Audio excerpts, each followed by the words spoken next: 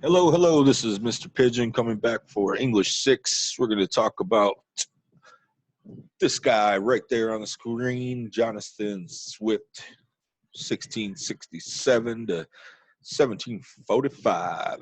This guy was, I know, looking at him, you might judge him by his long hair and his outfit that looks like he's,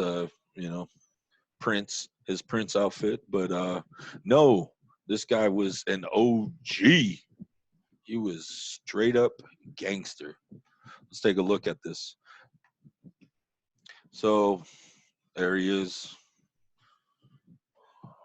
Swift and Satire. We talked about Satire last time. Swift is considered the father of satire, kind of like, Cool Herc and hip hop. Swift is the father of satire. He's the OG. Like I said, his satire is usually masked by an outward seriousness and apparent earnestness, which makes his satire all the more powerful. In other words, he sounds like he's being serious when he's really talking a bunch of ish.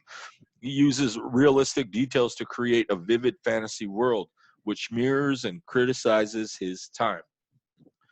His satire typically seems very serious, while in reality, he is trying to get his audience to question the status quo. The status quo means, in other words, it's kind of like what everyone does. Like if everyone's wearing Supreme, you got to wear Supreme too, even if it's a knockoff. But let's move on. Life introduction. Jonathan Swift was born in Dublin, Ireland, the Emerald Isle, those Irish people, right? To an English family, though, who knew the right people but had little wealth. So he understood what it was like to have wealth, even though he didn't have wealth. Make sense? Through the generosity of his uncle, he was educated at Trinity College in Dublin. So he was fortunate to get educated. At the time, not everyone was able to get that type of education. And so it was a privilege, usually by the rich. Between 1689 and 1699, he worked as a private secretary to Sir William Temple, a retired diplomat. And there, he also received a first-rate education in politics, learning much about the vice, hypocrisy, intrigues, deception, and corruption in the political world. In other words, this guy he worked for, Sir William Temple, he taught him a great deal about life and politics and what's going on in the world. And, honestly, he probably gave him a lot of firsthand experience because he really understood the corruption, the status of what was going on in Dublin and in Ireland at the time, where it was a pretty bad situation. And you're going to read more about that later. So Swift's fame was enormous. There he is with his OG haircut, his Prince outfit, hanging out on some money, right? Those euros. You made it when you got your own dollar bill. So, like I said, he's one of the OG gangsters of writing. Swift's literary position and works. Swift is a master satirist. Like I said, he's like the godfather of satire.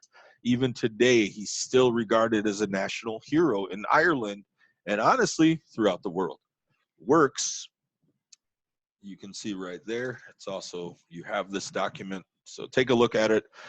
But notice the last one, A Modest Proposal. That's what you're going to be reading. But if you see the one before, Gulliver's Travels, that's been adapted a bunch of times, even into cartoons and movies and other books. So you might have even heard of some of his work already. So what was he concerned about, though? He was concerned about morality and human nature. He had an opinion of human nature, and he really believed that humans were very flawed beings. And he pointed this out in his writing in an attempt to make changes for people. That was an example of his morality. His morality is that he actually cared about people that were being oppressed by the rich, like the poor people. So he stood for the poor people. and he wanted them, you know, to be able to have some equal rights in society as well. So we're going to read a modest proposal. Come on back, and I'm going to give you an explanation on that next. See you then.